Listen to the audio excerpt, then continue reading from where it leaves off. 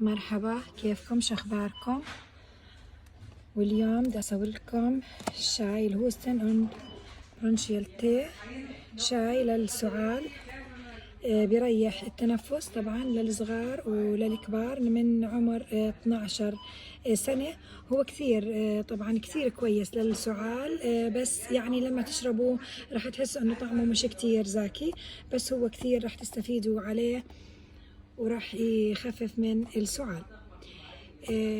سعره €1 و25 من الروزمان. طبعا شاي عادي، بتحطوا الكيس بكاسة مي وبتتركوه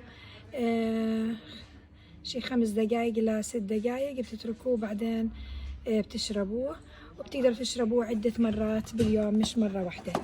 كمان في عنا شاي ثاني اللي هو الماتشا، شاي الماتشا الأخضر الياباني، كمان كثير كويس.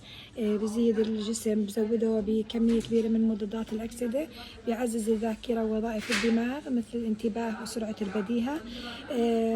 بعد الساعة 5 ما تشربوه طبعا، بنصحكم لأنه بسبب أرق، وما تشربوه كمان على معدة فاضية لأنه بيعمل اضطراب بالمعدة.